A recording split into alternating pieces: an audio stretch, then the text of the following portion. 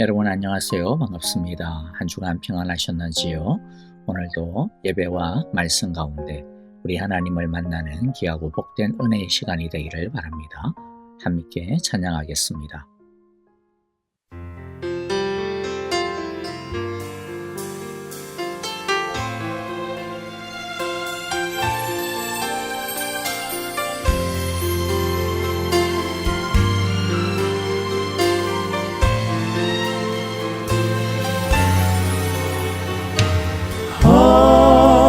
세상 나그네 길 나의 맘이 공할 때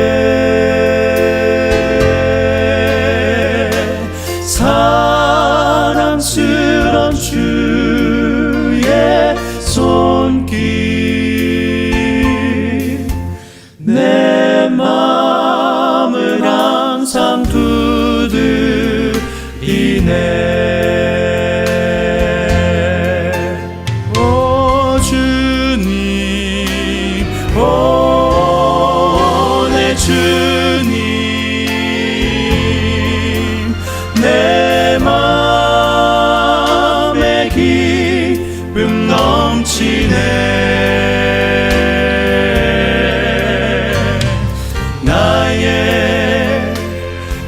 기쁨 나의 생명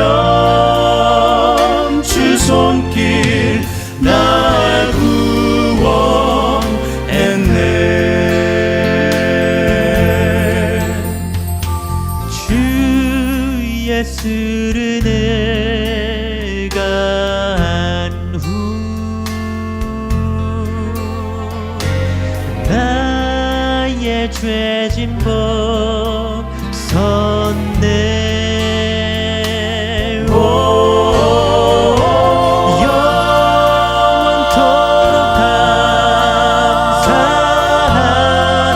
영원토록 감사하며 늘 기쁜 찬송 드리리라.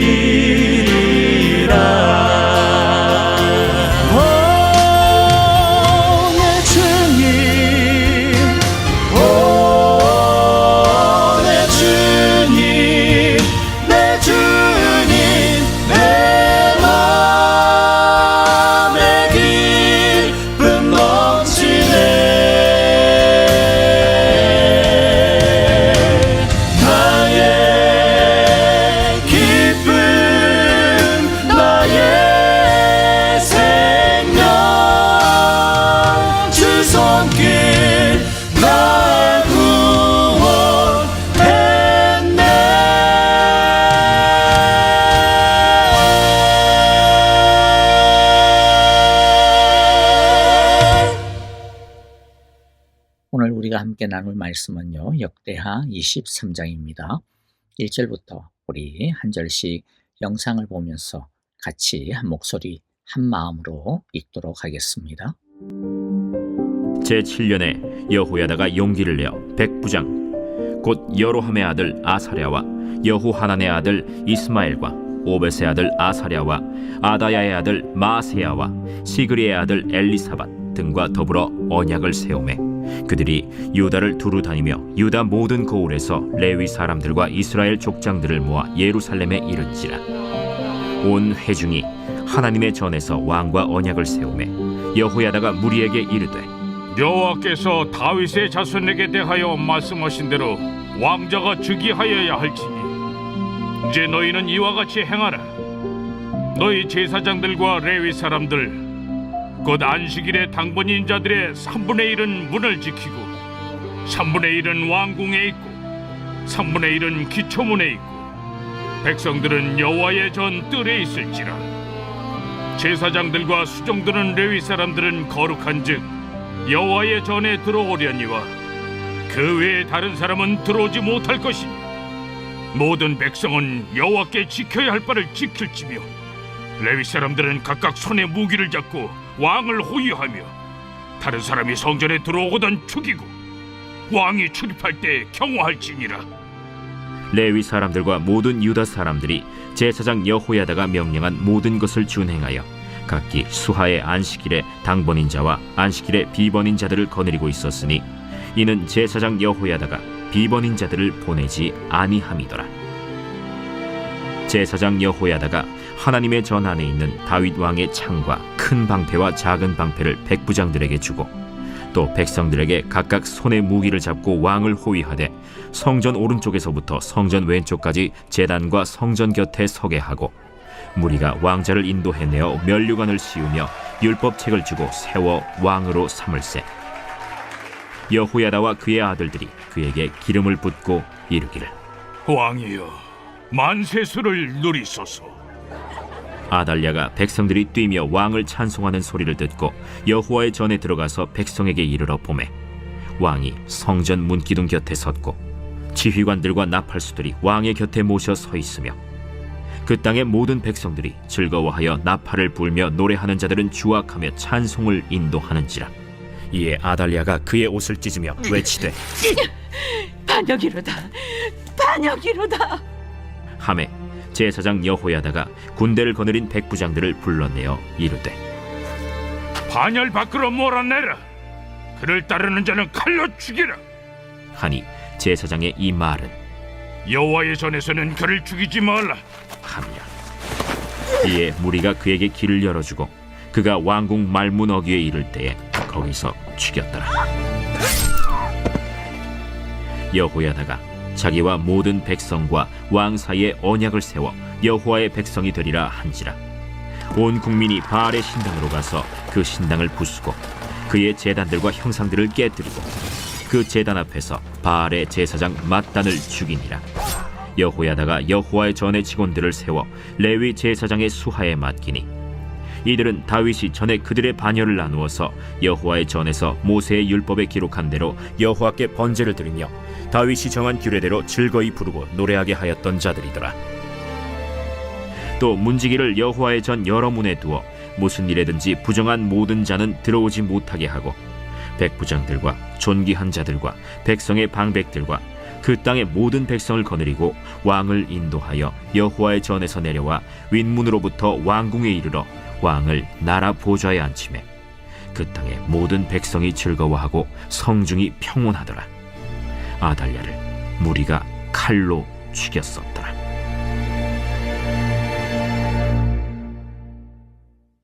그제 우리가 살펴본 것처럼 아하시아 왕이 1년 만에 죽었습니다. 그 다음은 당연히 아하시아의 아들이 뒤를 이어 왕이 되어야 하는데 그러나 왕궁에서 일어난 일은 피비린내 나는 살육이었습니다. 아하시아의 어머니인 아달랴 대비가 자기가 왕이 되려는 욕심을 부렸기 때문이죠. 아달랴는 왕이 될 수 있는 서열에 있는 모든 왕자들을 죽이고 자신이 왕이 됩니다. 그러니까 거기에는 어쩌면 자기의 손자도 있었을 수도 있죠. 자, 그런데 이러한 피비린내 나는 살육 가운데 용기 있는 공주 여호세바가 요아스라고 하는 6살 난 어린 왕자를 몰래 숨겨서 빼돌리는데 성공합니다. 오직 이 요아스만이 이 살육의 참사에서 살아남을 수 있었습니다. 하지만 들키면 안 되기 때문에 어떻게 이제 앞으로 살아남느냐가 더 관건이겠죠. 그러나 하나님께서 용기 있는 이 요세바와 그의 남편인 제사장 여호야다를 통해 요아스를 하나님의 성전에서 6년 동안 지키시고 보호해 주십니다. 아달랴가 어떤 여자입니까? 북이스라엘의 왕 중에서도 가장 악랄한 왕, 가장 하나님을 핍박했던 왕 아합과 이스라엘을 바알과 아세라로 뒤덮였던 열광적인 바알 숭배자인 이세벨 왕비 사이에서 태어난 여자입니다. 명색이 북이스라엘의 공주이긴 하지만은 그러나 그의 마음과 정신에는 하나님은 하나도 없는 사람이죠. 오직 아합의 길을 계승한 사람입니다. 포악하고 탐욕스러우며 하나님을 대적하는 사람이었고 자기 남편 여호람과 자기 아들 아하시아를 하나님으로 향하지 못하도록 하고 아합의 길로 이끌었던 자기 어머니 이세벨의 뒤를 이어 남유다를 바알과 아세라의 길로 이끌었던 사람입니다. 이런 패역한 사람이 6년 동안이나 왕노릇하고 있었으니 자 그런데 사실 이 6년만이 아니에요. 자기 남편 요람을 뒤에서 쥐고 흔들었던 8년의 시간, 그리고 자기 아들 아하시아를 뒤에서 조종한 게 또 1년. 그러니까 자기가 직접 왕노릇한 그 6년 이렇게 다 합하면 무려 15년이나 남유다를 질식시키고 있었던 셈이죠. 하지만 이런 암흑의 시대에도 하나님을 향하여 믿음의 절개를 지키고 있던 사람들이 있었습니다. 이들은 숨죽이며 이 시절을 버텨내고 있었습니다. 그리고 드디어 아달랴가 왕이 된 지 7년째 되던 해에 오늘의 말씀 1절을 보면 이들은 용기 있게 행동에 나서는 것을 볼 수가 있습니다. 요야다 제사장은 요아스 왕자를 숨겼던 요세바 공주의 남편이죠. 그는 지난 6년 동안 요아스 왕자를 성전에서 보호하며 양육했습니다. 7년째가 되는 때에 그는 용기 있게 결단을 내리고 요아스를 왕으로 옹립하고자 합니다. 이것은 결코 쉬운 일이 아니었습니다. 지난 15년 동안 아달랴는 유다를 꽉 틀어쥐고 있었습니다. 이런 상황에서 요아스를 지난 6년간 몰래 양육한 것도 엄청난 모험이었는데 더더군다나 이제 요아스를 왕 위에 세운다고 하는 것은 한치 앞을 그 성공을 장담할 수 없는 일이었습니다. 그러나 요야다 제사장은 그야말로 죽으면 죽으리라 라고 하는 그러한 각오로 자기 목숨을 내거는 용기를 냅니다. 용기만 낸 게 아닙니다. 그는 지난 6년 동안 믿을 만한 사람을 찾았고 그런 사람들과 함께 뜻을 세웠습니다. 그가 찾은 사람은 5명의 백부장이었습니다. 백부장은 오늘날 사단장이나 연대장과 같은 고급 장교가 아니고요. 기껏해야 중대장 정도가 되는 중간 간부 정도에 불과하죠. 아마도 군의 고위직은 아달랴파가 다 장악을 하고 있었기 때문일 겁니다. 이 5명의 백부장도 요야다 제사장과 마찬가지로 목숨을 걸고 유다를 다시 하나님의 나라로 세우기 위해 용기를 내고 뜻을 모았습니다. 어느 누가 평안하고 쉬운 길을 싫어하겠습니까? 쉽게 성공하는 것을 마다하겠습니까? 그러나 이들은 아달랴 밑에서 하나님 없이 쉽게 성공하고 평안하게 사는 것보다 하나님을 위하여 어려움을 짊어지는 삶, 죽을 수도 있는 그 삶을 선택했습니다. 하나님을 위하여, 의를 위하여 고난의 길을 선택했습니다. 히브리서에 보면 믿음은 죄의 향락을 누리기보다는 하나님의 백성과 함께 고난받는 길을 선택하는 것이라고 이야기하고 있습니다. 오늘 우리에게도 이들과 같은 믿음의 용기가 있어야겠습니다. 하나님의 말씀대로 사는 것, 주님의 말씀하신 것처럼 이 세상에서 말씀을 붙들고 사는 것은 십자가를 지는 길임에 분명합니다. 좁은 길, 좁은 문으로 행하는 길입니다. 자기를 부인하고 자신을 죽이는 길입니다. 이 세상에 살면서도 남들이 다 가는 세상의 길을 따르는 것이 아니라 남들은 가지 않지만 하나님께서 원하시는 말씀에 순종하는 길, 하나님의 나라와 의를 위한 길을 걸어가는 믿음의 용기를 가지고 살아가는 우리 모두가 되기를 간절히 기도하고 바랍니다. 하나님은 이런 믿음을 인정해 주시고 반드시 축복해 주십니다.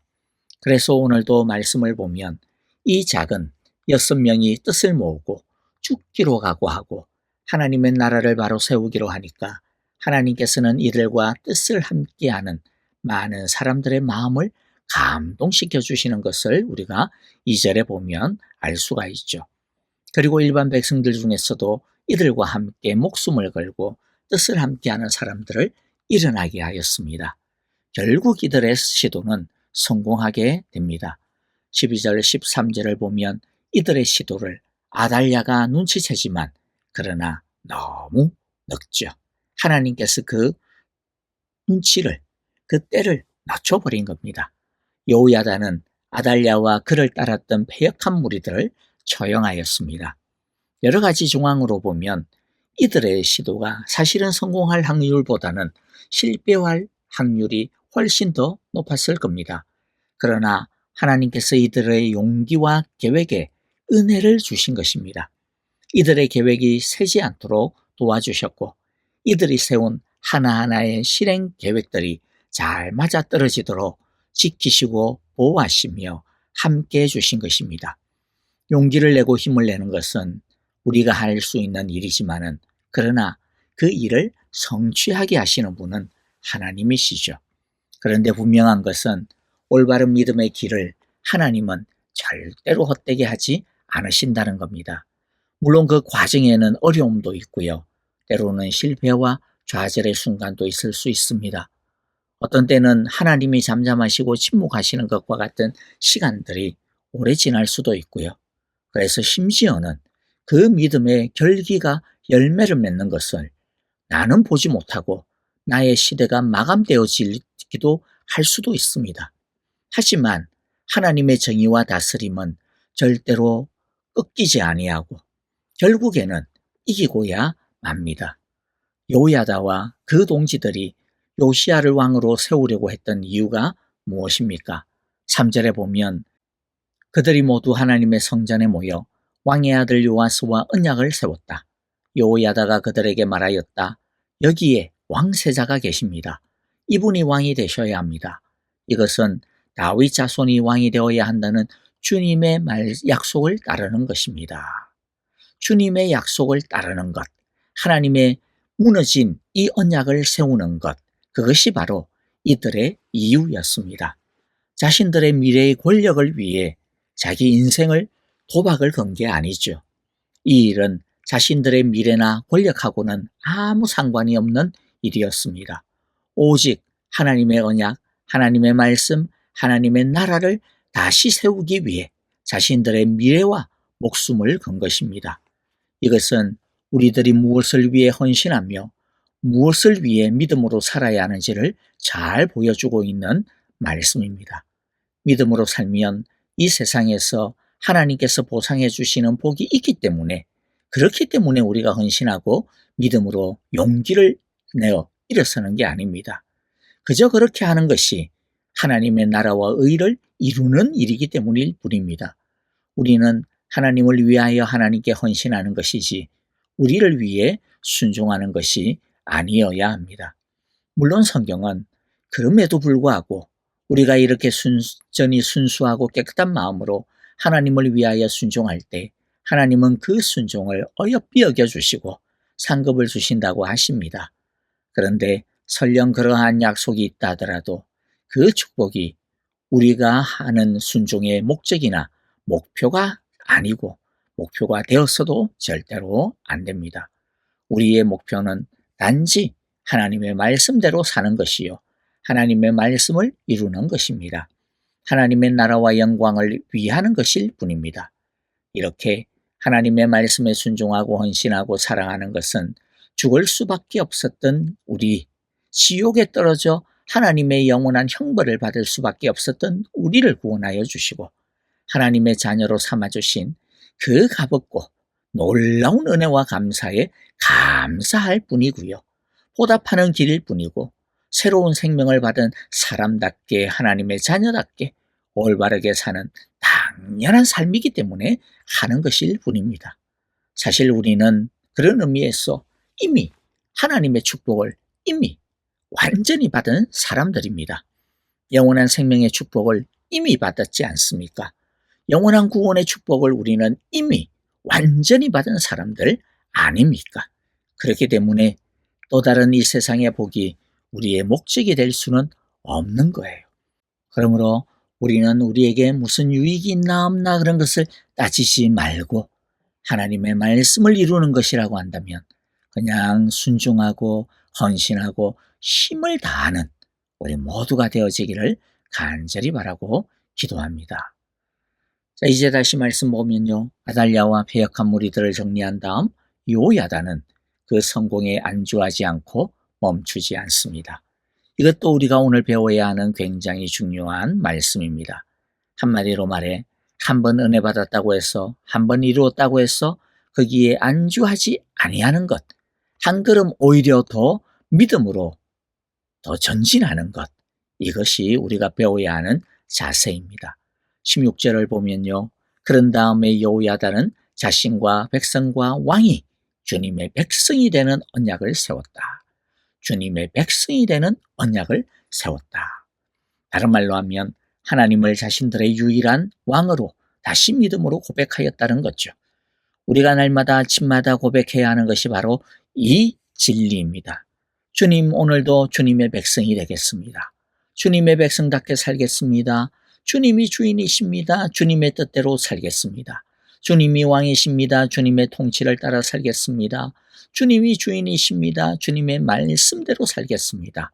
주님의 기쁨이 되겠습니다. 그렇게 우리들이 날마다 고백해야 할 것입니다. 그러고 난 다음 이들은요, 17절에 보면 주님의 백성답지 않은 것들을 과감하게 정리하고 제거하는 것을 볼 수가 있죠. 바알의 신전과 제단과 신상들을 완전히 부수어버리고 바알의 제사장을 죽입니다.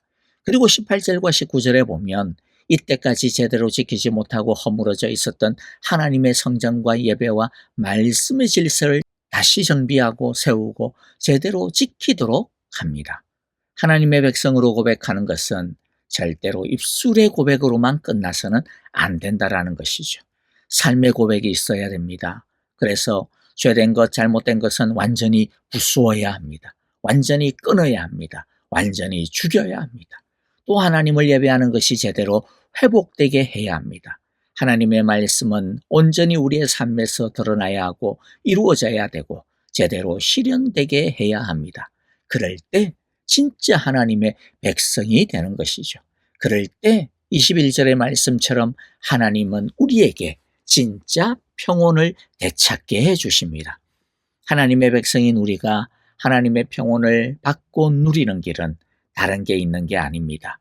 우리의 중심에 있는 아달랴와 같은 바알과 같은 죄된 것들을 완전히 부수어 버리는 것에 있습니다. 그리고 우리의 중심에 하나님을 온전히 모시고 하나님의 발 아래 꿇어 엎드려 하나님만 예배하며 높이며 따르는 것에 있습니다. 저와 여러분들이 진실된 주님의 백성들이 다 되어지기를 간절히 기도하고 그 평온의 축복을 모두가 누리며 되찾게 되기를 바랍니다. 아멘. 이제 함께 우리 오늘 우리에게 주신 말씀들 마음 가운데 새기면서 함께 찬양하며 기도합니다. 교회를 위하여 기도합니다. 내일 주일이죠. 또 특별히 내일 야유회도 있습니다. 하나님께서 또 시원한 그렇게 덥지 않은 날도 주시는 것 같아요. 여러분들 우리 모두 함께 예배에서는 하나님의 놀라운 은혜로 평온함을 누리고 또 함께 야유회를 통해서 서로 또 사랑을 깊이 세워나가는 시간 되기를 바라고요. 하나님, 우리 많은 분들이 참 많이 아프십니다. 여러분들 위하여 많이 기도해 주시기를 바랍니다. 함께 주님의 은혜와 평강이 넘치는 우리 믿음의 사랑의 교회 온 식구들 될 수 있도록 기도해 주시기를 바랍니다. 선교사님들을 위하여서도 우리 함께 기도하고요. 특별히 우리 7월 7일 장님 6주년 또 주일이기도 한데요. 또 그 주일에는 감비아의 정상준 선교사님 오셔서 또 말씀도 전해주시겠습니다. 우리 선교사님들을 위하여서도 오늘 함께 믿음으로 사랑으로 같이 중보하며 기도하겠습니다. 찬양하며 기도합니다.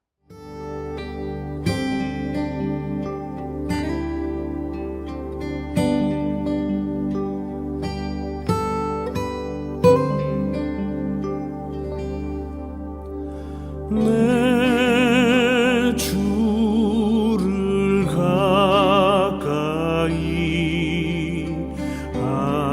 하게 함은